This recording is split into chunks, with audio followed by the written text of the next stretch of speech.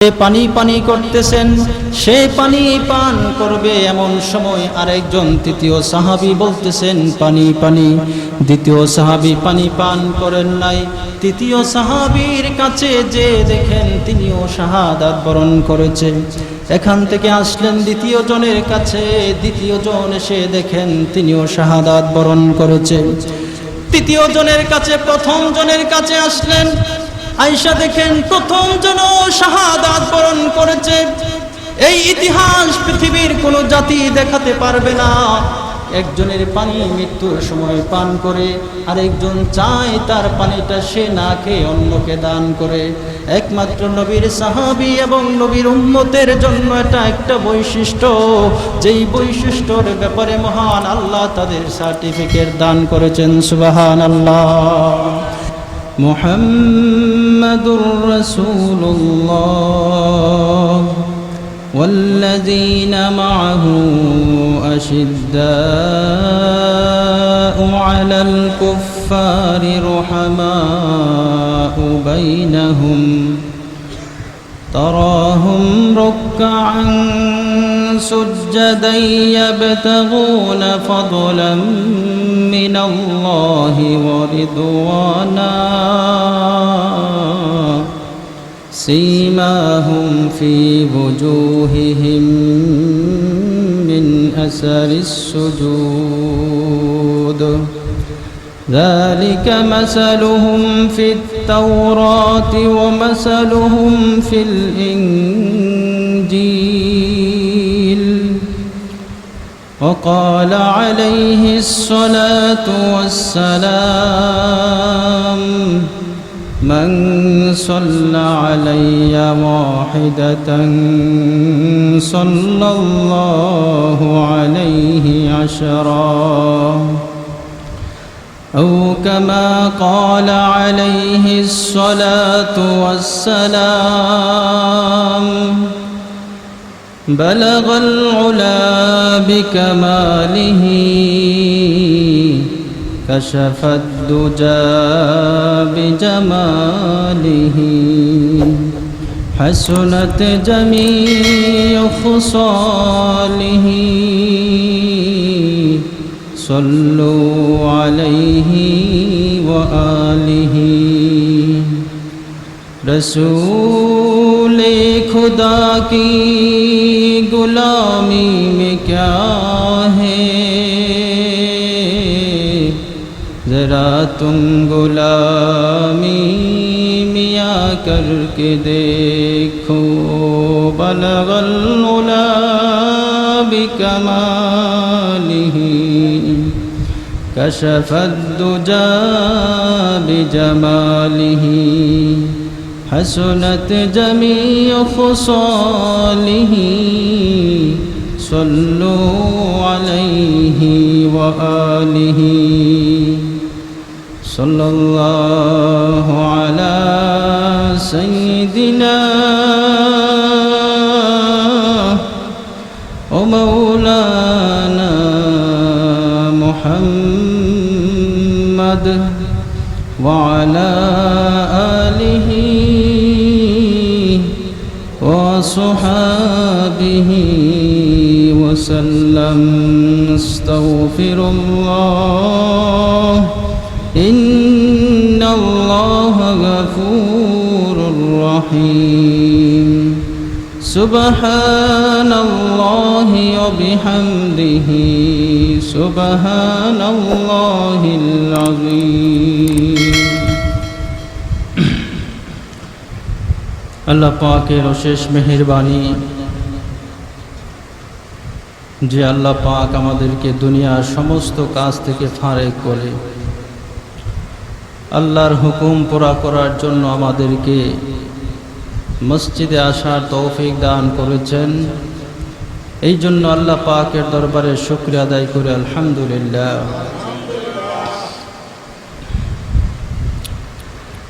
আপনাদের সামনে যেই আয়াতে কারিমা তেলাওয়াত করা হয়েছে,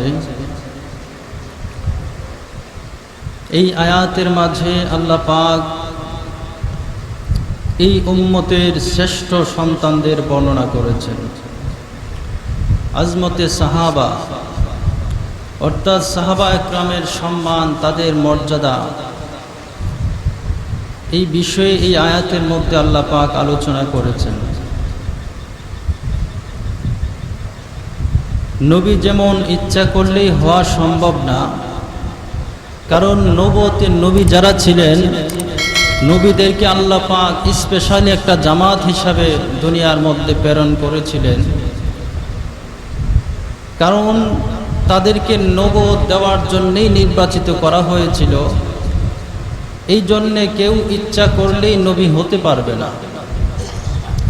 ঠিক এমনইভাবে সাহাবীদের এক জামাতকে আল্লাহ রাব্বুল আলামিন তাদেরকে নবীর সাহাবী হওয়ার জন্য নির্বাচন করেছিলেন। সুবহানাল্লাহ। কারণ সাহাবীও একজন মানুষ ইচ্ছা করলে হওয়া সম্ভব না। আল্লাহর ওলি একটা মানুষ ইচ্ছা করলে হতে পারে, কিন্তু একজন সাহাবী সে ইচ্ছা করলে সম্ভব হবে না। কারণ নবীদেরকে যেভাবে আল্লাহ পাক নির্বাচন করেছেন, হুবহু এভাবেই নবীর সাহাবী হিসাবে সাহাবা একরামকে নির্বাচন করেছিলেন। তাহলে বোঝা গেল যে সমস্ত সাহাবীদেরকে আল্লাহ পাক নির্বাচন করে নবীর সোহবতের কাছাকাছি আসার তৌফিক দান করেছিলেন, তাদের মর্যাদা আমাদের মতো না, অনেক ভিন্ন, অনেক উঁচু তাদের মর্যাদা। এই জন্য আল্লাহর হাবিব সাল্লাল্লাহু আলাইহি ওয়াসাল্লাম বলছেন, আমার একজন সাহাবীরও যদি কোনো উম্মত অনুকরণ করে তাহলে সেই মানুষটাই হেদায়েত প্রাপ্ত হয়ে যাবে। সুবহানাল্লাহ। তাহলে বোঝা গেল সাহাবা একরামের সমালোচনা করা এটা সম্পূর্ণরূপে শরীয়তে ইসলামের মধ্যে হারাম করা হয়েছে। ইসলামের মাঝে সাহাবীদের সমালোচনা করা সম্পূর্ণরূপে আল্লাহ তাআলা হারাম করে দিয়েছেন, রাসূল হারাম করে দিয়েছেন। কারণ যেই জায়গায় আল্লাহ পাক সাহাবা একরামের নিজে কোরআনের মধ্যে অসংখ্য আয়াতের মধ্যে সাহাবীদের ব্যাপারে প্রশংসার বাক্য উচ্চারণ করেছে, দুনিয়ার কোনো মানুষের ক্ষমতা নাই তাদের বিরুদ্ধে কথা বলা। তাহলে আমাদের আজকে এই আকীদা বিশ্বাস আমাদের দিলের মধ্যে আনতে হবে যে সাহাবা একরাম সত্যের মাপকাঠি, এবং সাহাবীদের সমালোচনা কোনোভাবেই করা যাবে না। সাহাবীদের সমালোচনা করার মানে হলো নবীর প্রতি ঘৃণা পোষণ করা। সাহাবীদের সমালোচনা করার মানে হলো আল্লাহর উপর আমার জবানকে পরিচালনা করা। নাউযুবিল্লাহি মিন যালিক। যে জায়গার মধ্যে আল্লাহ পাক নিজে তাদের প্রশংসা করেছে, তাদেরকে মাগফিরাতের ঘোষণা করেছেন, সেই জায়গা আমি আপনি যদি তাদের বিরুদ্ধে কথা বলি তাহলে কি আমার ঈমান কতটুকু থাকবে? ইমাম আবু হানিফা রহমাতুল্লাহি আলাইহির জামানায় একটা লোক আসেন, বিশেষ করে সাহাবা একরামের সমালোচনাটা করে শিয়াদের মধ্য থেকে। তো এই লোক, তার দুইটা ঘোড়া আছে, এই ঘোড়ার একটা ঘোড়ার নাম দিছে আবু বকর, আরেকটা ঘোড়ার নাম দিছে উমর। কত বড় বেয়াদব! নাউযুবিল্লাহ। তো সে এভাবে নাম দেয়া চলতেছে। হঠাৎ করে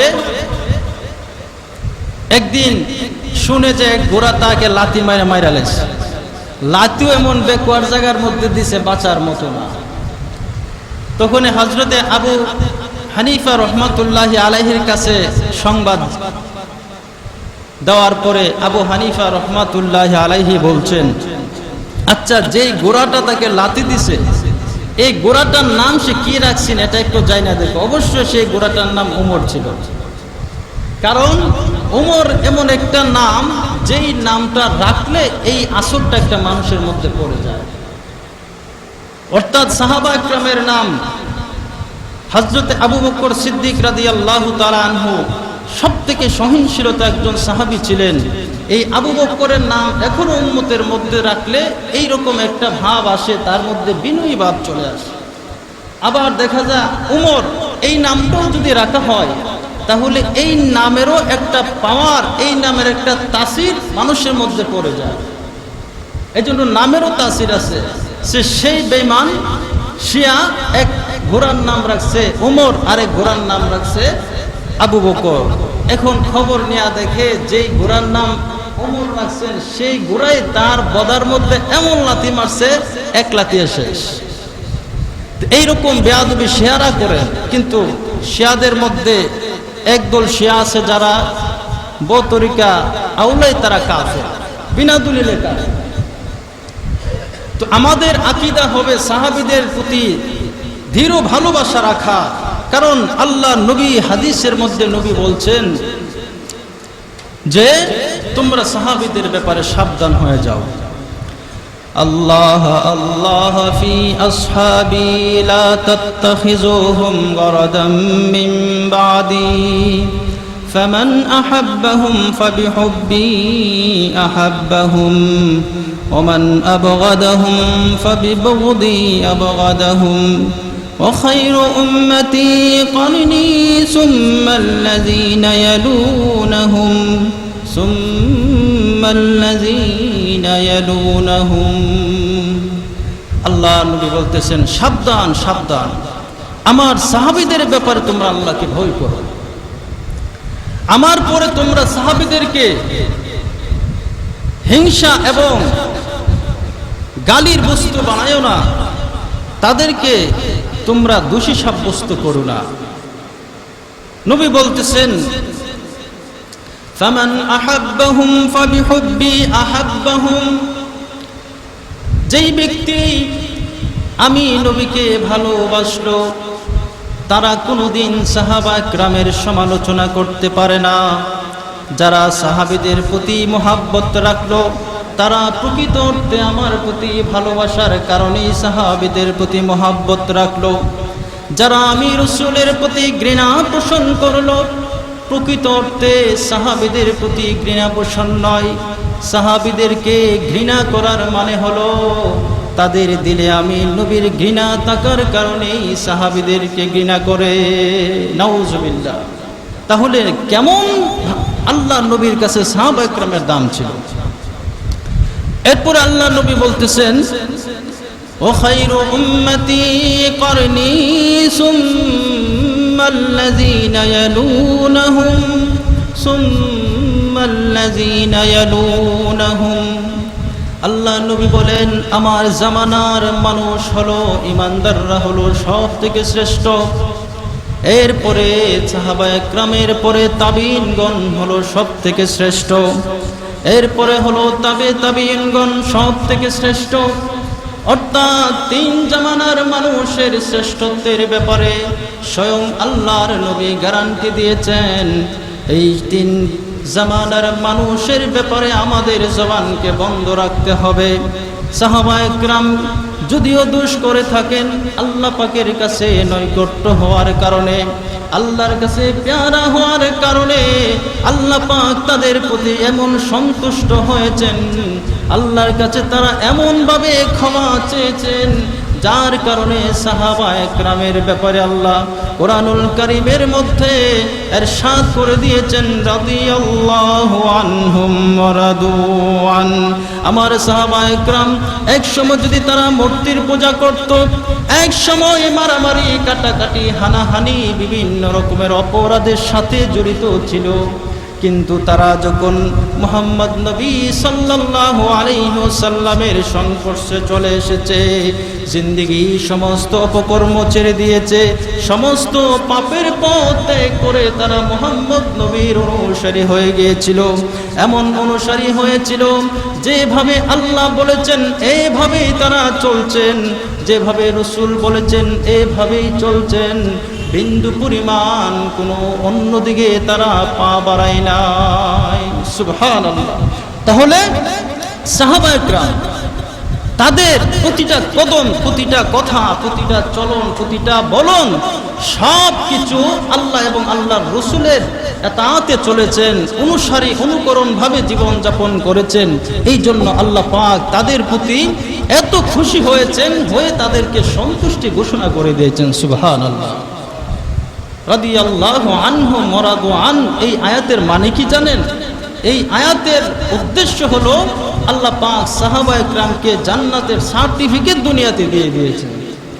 শুধু একজন দুইজনকে না, হযরতে আলী, হযরতে আবু বকর, ওমর, উসমান, শুধু তাদেরকে আশারায়ে মুবাশশারার যে 10 জন সাহাবীকে জান্নাতের সার্টিফিকেট দিয়েছেন, শুধু তা না, সমস্ত সাহাবীদেরকে আল্লাহ পাক জান্নাতের সার্টিফিকেট দিয়েছেন। সুবহানাল্লাহ। তাহলে রাসূল যেই জায়গায় সাহাবীদের প্রশংসায় লিপ্ত, আল্লাহ পাক যেই জায়গায় সাহাবীদের প্রশংসায় লিপ্ত, এই জায়গায় যদি আমরা সামান্য একজন উম্মত হয়ে একজন আদনা সাহাবী যে যুদ্ধের ময়দানে গেছেন, এই যুদ্ধের ময়দানে যাওয়ার যে উট বা ঘোড়ার পায়ের ধুলা তাদের পায়ে লাগছে উঠে, এর সমপরিমাণ যদি আব্দুল কাদের হাজার জিলানীও এক পাল্লায় রাখা হয়, সাহাবীদের এত এত সম্মান আল্লাহ দিয়েছেন, তাদের এইরকম সম্মানও হবে না। তাহলে আমি আপনি কোন সাহসে তাদের সমালোচনা করব?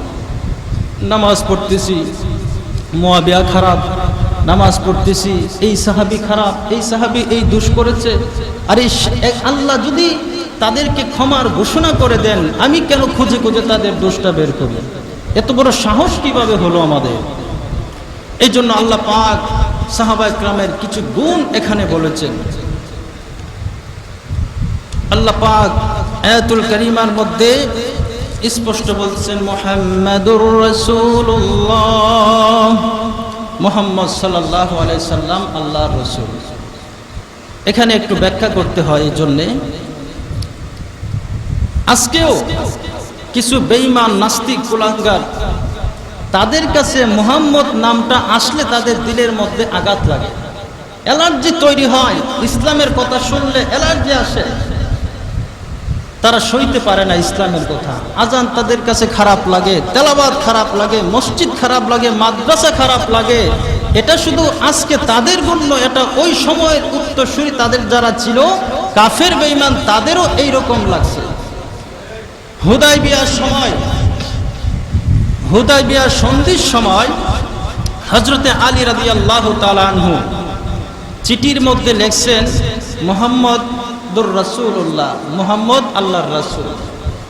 কিন্তু এই যে কাফের বেঈমানরা ছিল, সেই কাফের বেঈমানরা বলতেছেন, মুহাম্মদ যদি রাসূলই আমরা স্বীকার করি, মানি, তাহলে তোমাদের সাথে এত যুদ্ধ বিগ্রহ করার মানে?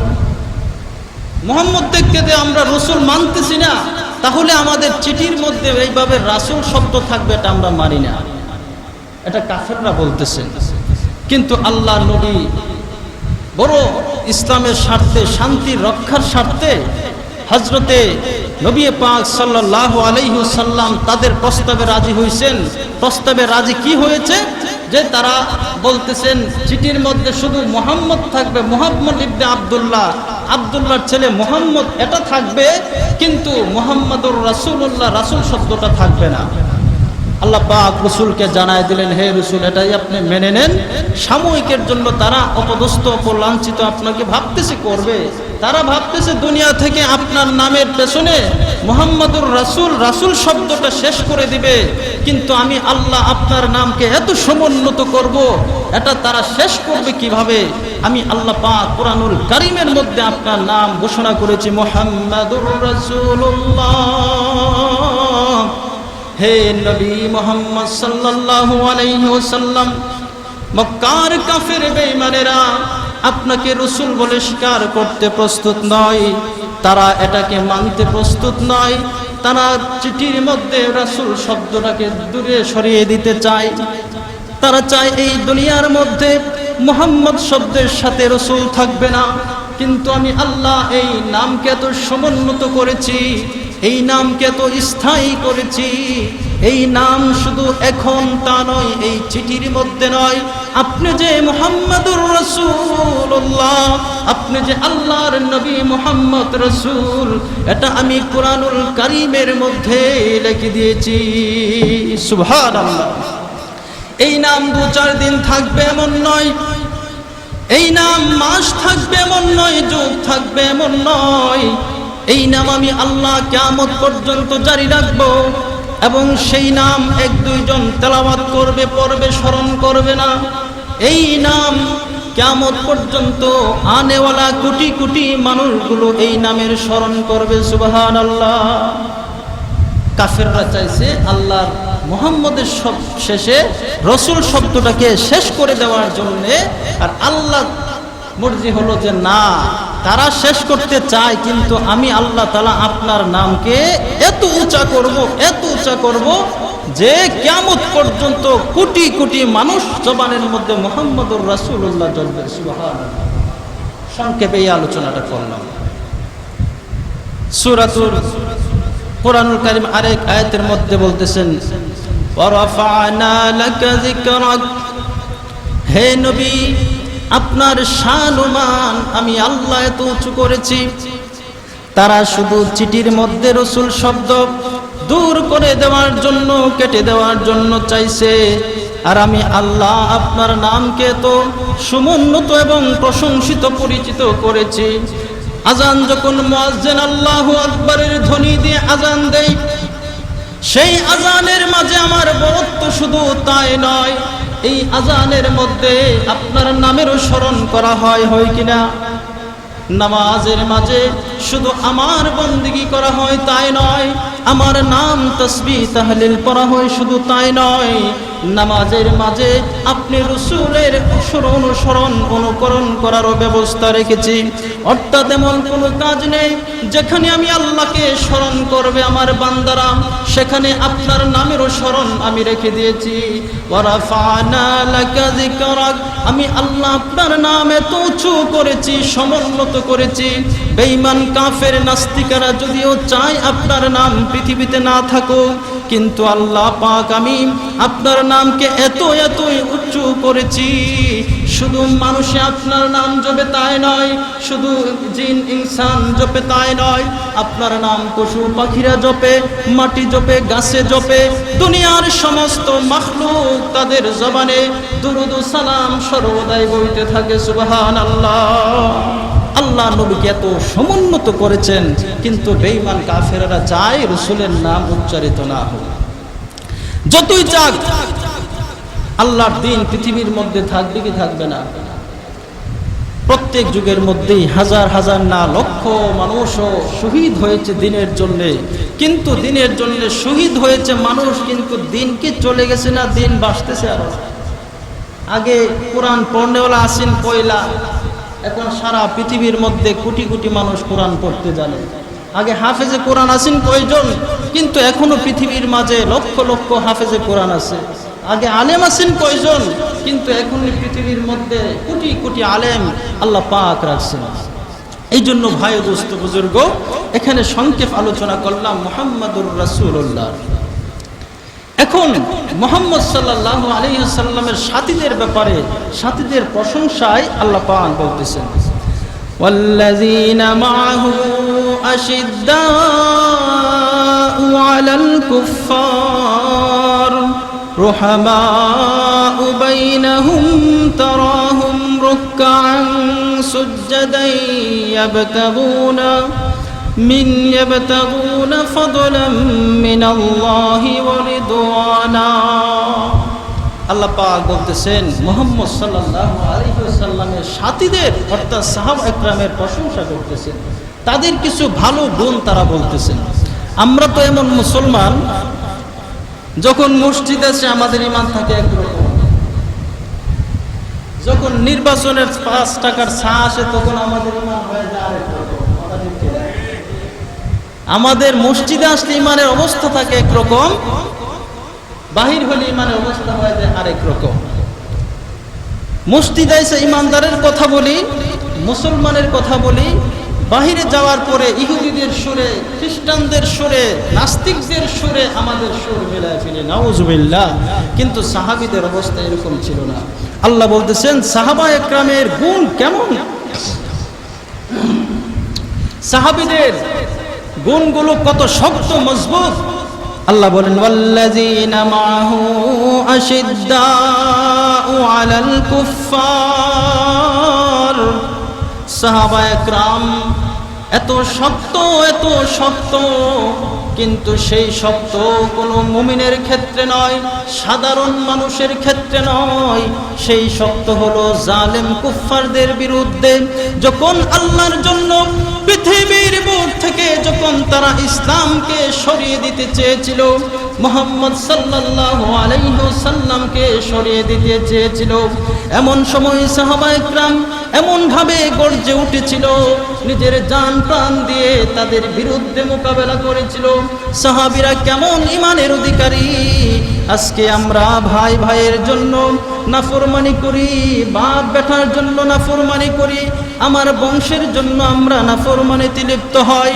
কিন্তু সাহাবীরা এইরকম ছিল না। ইসলামের জন্য সাহাবায়ে কেরাম বাবার বিরুদ্ধে হাতে তলোয়ার নিয়েছিল, বাবা তার সন্তানের বিরুদ্ধে তলোয়ার নিয়েছিল, যুদ্ধের ময়দানে যুদ্ধ করেছেন। এমন ইতিহাসও আছে, নিজের আপন রক্তকে তারা কতল করেছে ইসলামের জন্য। সুবহানাল্লাহ। এটা কিসের? কাফেরদের বিরুদ্ধে। যখন যুদ্ধের ময়দানে চলে গেছেন, তখন কে বাবা কে ছেলে এগুলো দেখার টাইম ছিল না। ওয়াল্লাযীনা মাহু আশিদ্দাউ আলাল কুফফার, কাফেরদের ব্যাপারে তারা এত কঠোর ছিল, কোন রকম তারা কাফেরদের সাথে মাথা নত করে না। তাহলে আমাদের অবস্থা কি তাদের মতো হওয়া চাই কি চায় না? আমরা তো এরকম গুণের অধিকারী হতে হবে। যদি আমরা রাদিয়াল্লাহু আনহু মুরাদু আন, এখন আমাদের আমলের কারণে আয়াত নাজিল হবে না, কিন্তু এই আয়াতের নাস্তাক পৃথিবীর লক্ষ লক্ষ মুসলমান বলতে পারবে সাহাবীদের নকশে কদম যদি জীবন যাপন করে। এটা হলো সাহাবীদের একটা গুণ। তারা বাতিলের সাথে, কাফেরদের সাথে ঈমানের ব্যাপারে কম্প্রোমাইজ করতে প্রস্তুত ছিলেন না। আমরা এখন কি করি? দুর্গাও সব, মাহফিলও সব, কোরআনও ঠিক আছে, মসজিদও ঠিক আছে, আবার দুর্গাও ঠিক আছে। আমাদের ঈমান হয়ে গেছে মন তালে বেতালে, কথা ঠিক কিনা? তো এইরকম ঈমান হলে চলবে না। ঈমান আনতে হবে সাহাবায়ে কেরামের মতো, সাহাবীদের মতো ঈমান আনলে পূর্ণ ঈমানের অধিকারী হওয়া যাবে। এছাড়া পূর্ণ ঈমানের অধিকারী হওয়ার কোনোভাবেই পথ নেই। তাদের আরেকটা গুণের কথা বলতেছে, রুহামাউ বাইনাহুম তারাহুম রুকআন সুজদান ইয়াবতাগুনা ফাদলাম মিনাল্লাহি ওয়া রিদওয়ানা। তাদের আরেকটা গুণ হলো তারা পরস্পরের মুমিনের ক্ষেত্রে এত সদয়, এত বিনয়, যে তাদের মতো বিনয় পৃথিবীর মধ্যে আর কোনো জাতিকে আল্লাহ সৃষ্টি করে নাই। মুহাজির সাহাবায়ে কেরাম, আনসারী সাহাবায়ে কেরাম যারা ছিলেন, মক্কায় যারা অবস্থানরত ছিলেন, তাদেরকে আনসারী সাহাবী বলা হয়। আর মুহাজির হলো মক্কা থেকে হিজরত করে যারা মদিনায় গিয়েছিলেন, তাদেরকে মুহাজির সাহাবী বলা হয়। কিন্তু আনসারী সাহাবায়ে কেরাম মুহাজিরদেরকে এত তাদেরকে ভরণ পোষণ দান করেছে, সহযোগিতা করেছে, এটা পৃথিবীর ইতিহাসে বিরল হয়ে থাকবে। এমন ইতিহাসের কিতাবে পাওয়া যায়, একজনের 2-3টা স্ত্রী তালাক দিয়া দিয়েছেন, আরেকজনের সেই স্ত্রী বিবাহ করেছেন। একজনের ঘর নাই, মুহাজির সাহাবী গেছেন, একটা ঘর আছে, একটা ঘর তাকে অর্ধেকটা দিয়া দিয়েছেন, আরেকটা নিজে বাস করছেন। এইভাবে সাহাবায়ে কেরাম একজন আরেকজনের সহযোগিতা করছেন।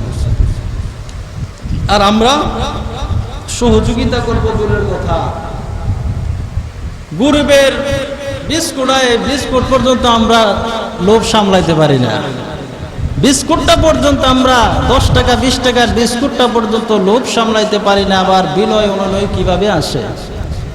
কিন্তু সাহাবায়ে কেরামের ঈমান কেমন ছিল?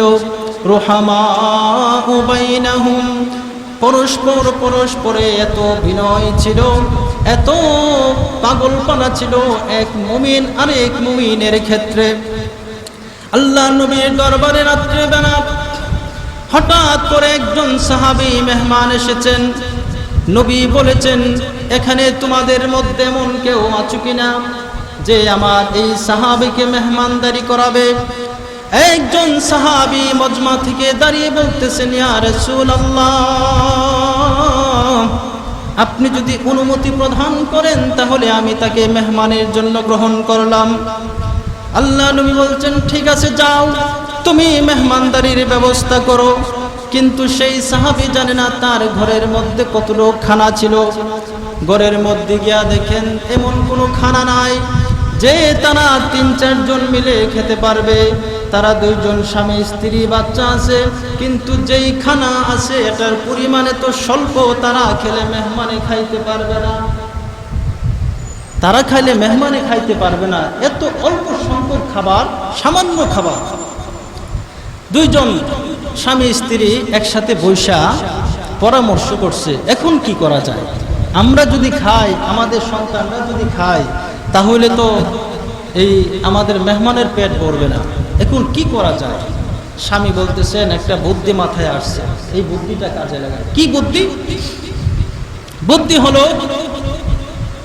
যে আমরা যখন একসাথে খানায় বসবো, ওই সময় পর্দার আয়াত নাযিল হয় নাই, আমরা যখন সকলে একসাথে খানায় বসবো তখন ইচ্ছা করে বাতিটাকে আমরা বন্ধ করে দেব। বাতিটাকে বন্ধ করে দিলে মেহমান বুঝবে আমরা খাইতেছি, এদিকটা মেহমান খাবে, খায়া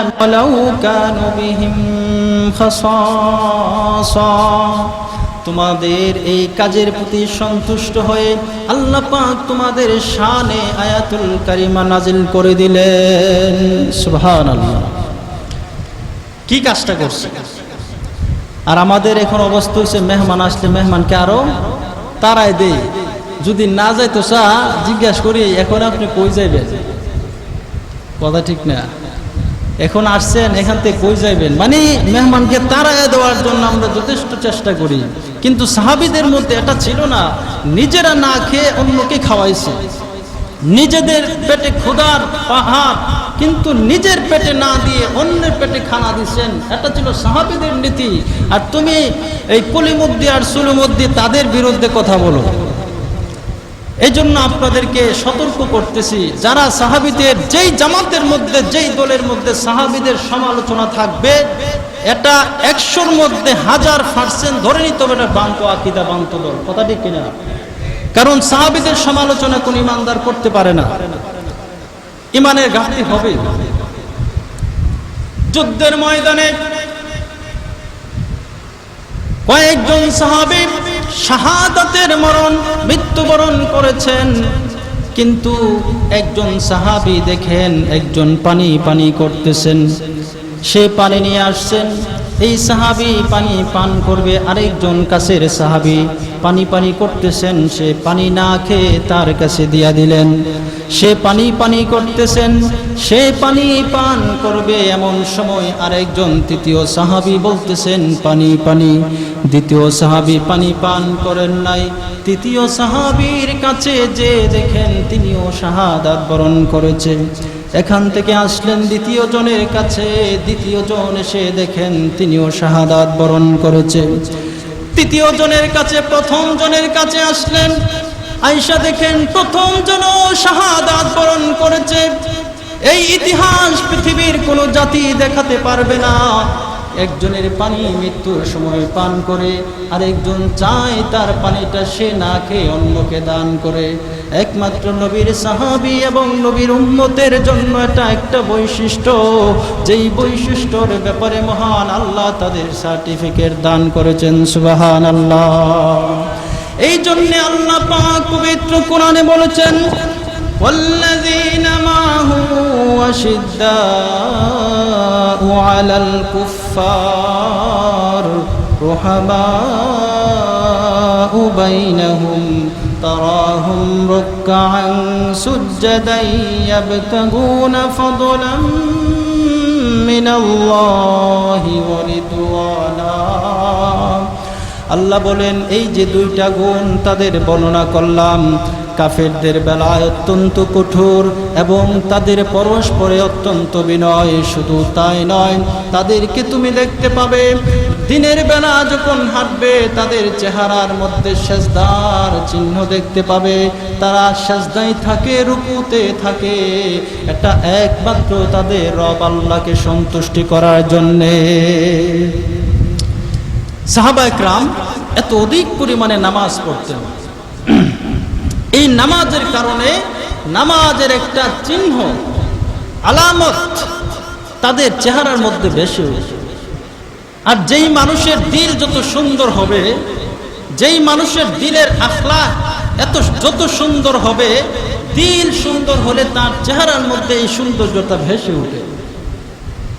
যতই আপনি উপরে হাসেন, দিল খারাপ থাকলে চেহারার মধ্যে একটা খারাপ লক্ষণই বাসবে। এই জন্য দিল যার যত সুন্দর হয়েছে, তার চেহারার আলো তত সুন্দর হয়েছে। দিল যার যত সুন্দর হবে, তার চেহারার মধ্যে সে আমলের চিহ্ন ভেসে ওঠে। যেই ব্যক্তি শেষ রাত্রেবেলা ইবাদত করবে, সেই রাত্রের ইবাদত শুধু আল্লাহ জানবে তা নয়, আল্লাহ পাক সেই ইবাদতের চিহ্ন তার চেহারার মধ্যে লাগায় দিবে, যার কারণে দুনিয়ার সমস্ত মানুষ বুঝতে পারবে সেই লোকটা খুব নেককার পরহেজগার লোক। বুঝাইতে পারলাম? যারা আমল করে, রাত্রেবেলা তাহাজ্জুদ নামাজ পড়ে, এই নামাজীদের চেহারার মধ্যে এমনও দেখবেন একটা নূর বাসে, যদিও সে কালো হয়। তো আল্লাহ পাক ওই সাহাবীদের এই প্রশংসা করে বলতেছেন, আপনি দেখবেন তাদেরকে, তারা কখনো রুকু অবস্থায়, কখনো সেজদা অবস্থায় এই না এক ভাবে থাকে। দিনের বেলা হোক, রাত্রে বেলা হোক, তারা আমলের মধ্যেই থাকে। কেন? দুনিয়ার কাউকে দেখানোর জন্য না, ফাদলাম মিনাল্লাহি ওয়া রিদওয়ানা, তারা তাদের রবকে খুশি করার জন্য সে আমলগুলো করে থাকেন। এই সংক্ষিপ্ত আলোচনায় আপনারা কি বুঝলেন? সাহাবীদের ব্যাপারে আল্লাহ সন্তুষ্ট না অসন্তুষ্ট? জোরে বলেন, আল্লাহ কি তাদের প্রতি সন্তুষ্ট না অসন্তুষ্ট? আল্লাহ যদি কোনো সাহাবীর প্রতি অসন্তুষ্ট থাকে, কোনো মানুষের প্রতি অসন্তুষ্ট থাকে, আমি সন্তুষ্ট বললে লাভ নেই। আর আল্লাহ যদি কারো প্রতি সন্তুষ্টি থাকে, আমি যদি তার বিরোধিতা করি, এটার বিরোধিতার ফল কই দাঁড়াবে? এই বিরোধিতা প্রকৃত অর্থে কার বিরুদ্ধে করতেছি? আল্লাহর বিরুদ্ধে করতেছি। রসুল যাকে মহব্বত করে, রসুল যাদের প্রশংসা করে, যাদেরকে রসুল দিনের থেকেও বেশি মহব্বত করতেন, তাদের বিপক্ষে আমি কথা বললে মূলত কি সাহাবীদের বিপক্ষে কথা হলো না রসুলের বিপক্ষে হয়ে গেল? এটা খুব সাবধান, কারণ শিয়াদের মতো আমাদের আকীদা হলে চলবে না। সাহাবীদের সমালোচনা একদল মেতেই আছে, সাহাবী এই করছে সেই করছে। আরে বাবা, সাহাবী যত কিছুই করে, একবার যদি ইমানের হালতে আল্লাহ নবীর চেহারার দিকে কেউ তাকিয়েছেন, তার জিন্দেগীর গুনাহ মাফ হয়ে গেছেন, আল্লাহ তার জন্য জান্নাত ওয়াজিব করে দিয়েছেন। সুবহানাল্লাহ। তুমি কুলুমুদ্দি আর সুলুমুদ্দি সারা জিন্দেগি ইবাদত করো, এটা পারবে না। এক নজরে তাদের জন্য জান্নাত হারাম। জান্নাত আল্লাহ পাক ওয়াজিব করে দিয়েছেন, জাহান্নামকে হারাম করে দিয়েছেন। আর সেই সমস্ত তাদের বিরুদ্ধে আমরা কথা বলি, কত বড় কথা।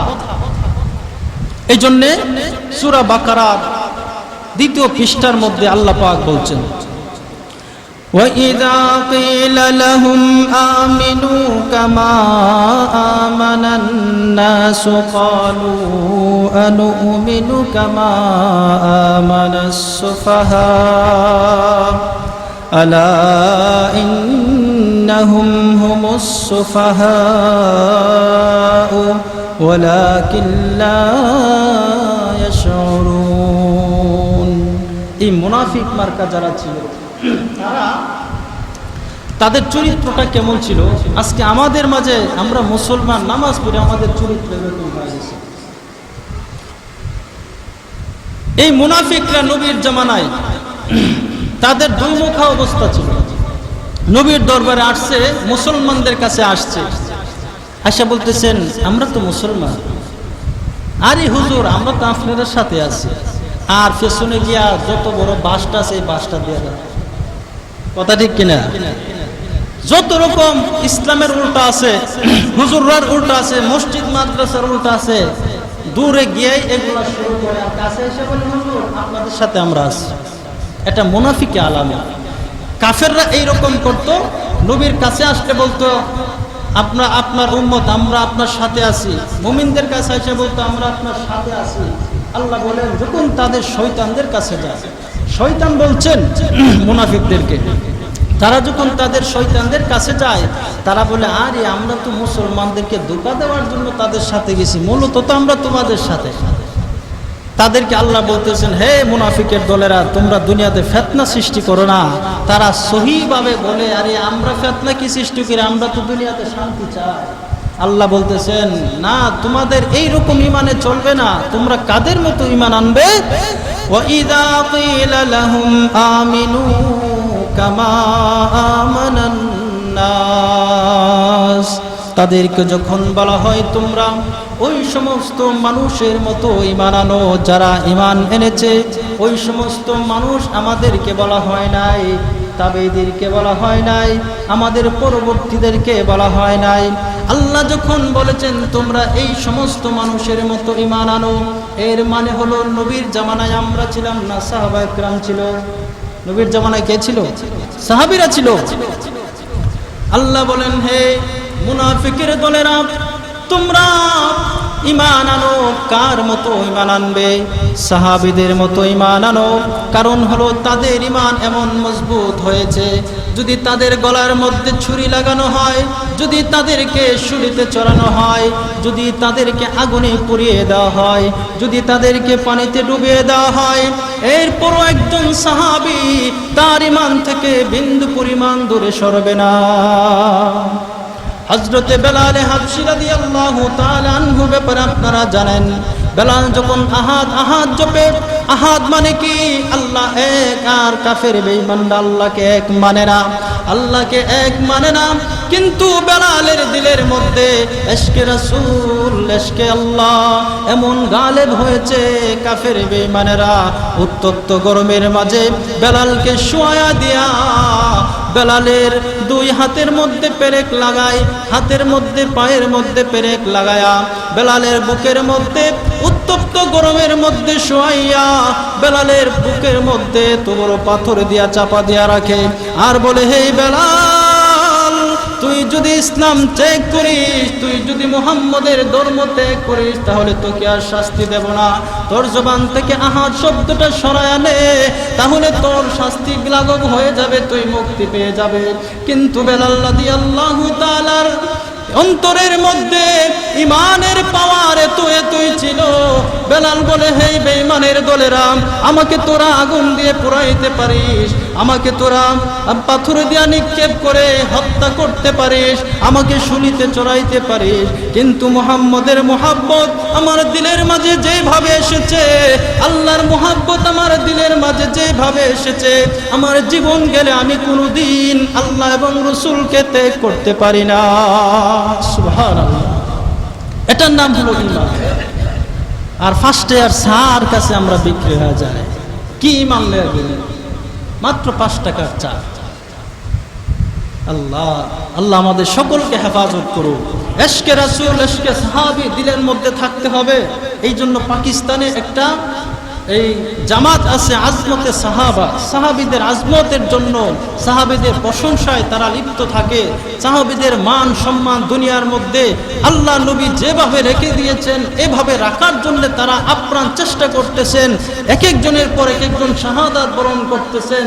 এই জন্য আমাদের দিলের মধ্যে আজমতে সাহাবা রাখতে হবে কি হবে না? নবীর প্রতি মহাব্বত যদি আমি দাবি করি, তাহলে সাহাবীর প্রতি মহাব্বত আমাকে রাখতেই হবে। সাহাবীকে ভালোবাসার মানে হলো স্বয়ং রাসূলকে ভালোবাসা। কারণ ইসলাম এবং কোরআন নবী প্র্যাকটিক্যালি ভাবে কাদেরকে শিখায় গেছে? আমাদেরকে না সাহাবীদেরকে? সাহাবীদেরকে শিখায় গেছেন। এই জন্য সাহাবীদের কোনো সমালোচনা যদি কেউ করে, মুখ বন্ধ করে দিবেন। ভাই, এইটা বন্ধ করেন, এই জিনিসটা বন্ধ করেন, নিজের অবস্থা দেখে। এত উপরে যাওয়ার দরকার নাই, নিজের অবস্থা দেখে। আপনার দ্বারা তো সাইরানের কামও হবে না দিনের। আর যারা নিজের জান কুরবান করে গেছেন, সব কিছু বিসর্জন করে গেছেন, নিজের মাকে ত্যাগ করেছেন, বাবাকে ত্যাগ করেছেন, স্ত্রী ত্যাগ করেছেন, এমনকি জন্মভূমি পর্যন্ত ত্যাগ করে আল্লাহর দ্বীনকে, আল্লাহর নবীকে পৃথিবীর মধ্যে এত ভালোবাসা নবী এবং আল্লাহর প্রতি তারা পোষণ করেছেন, যার কারণে দুনিয়া সব কিছু ত্যাগ করেছেন। এটা আমাদের দ্বারা সম্ভব হবে না, অহেতুক তাদেরকে নিয়ে মাথা ঘামানোর আমাদের প্রয়োজন নেই। আমরা আল্লাহকে বিশ্বাস করি, রসুলকে বিশ্বাস করি, আল্লাহর প্রতি আমাদের ভালোবাসা আছে, রসুলের প্রতি আমাদের জীবনের থেকে বেশি ভালোবাসা আছে।